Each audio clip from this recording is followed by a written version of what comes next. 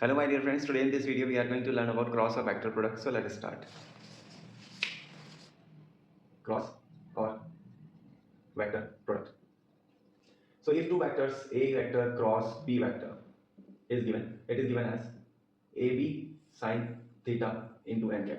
So this is the magnitude of the vector AB sine theta, and n cap will give you the direction of A cross B. N cap is a unit vector that is normal to the plane of A and B. So we are going to learn how to find the direction of cross product. So if we have vector A and this is vector B, and we are using a cross product from A to B. A cross B means A to B. This will be the angle theta from A to B. Now for finding the direction of A cross B, we are going to use right hand thumb rule. Remember this right hand thumb rule, or Maxwell screw rule also we can use. So what does this right hand thumb rule states? Sweep the fingers of your right hand from A to B. For A cross B, we are going to sweep the right hand fingers from A to B. Then thumb will give you the direction of A cross B. This direction of A cross B is this one. This is the direction perpendicular to the plane and towards an observer, like this. Okay, so that will represent what?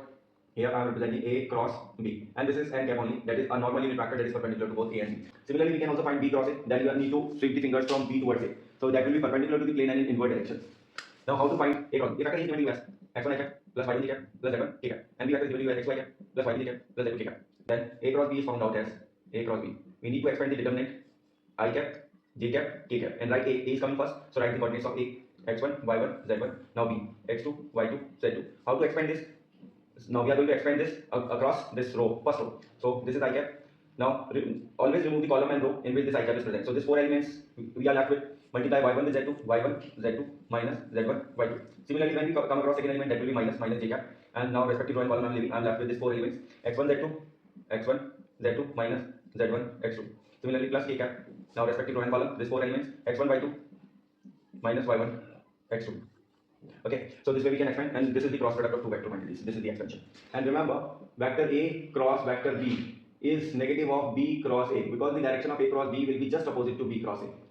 Let us consider one example. If suppose A vector is given to you as I cap plus j cap minus k cap, and B vector is given to you as 2 I cap minus j cap plus k cap, and now we need to find A cross B. A cross B is then given as I cap, j cap, k cap. This is 1, 1, minus 1, 2, minus 1, 1. Now expand this I cap into respective row and column. 1 is the 1, and this will be minus 1. So 1, minus 1 into minus 1 plus 1. So minus will be cancelling. So 1 minus 1.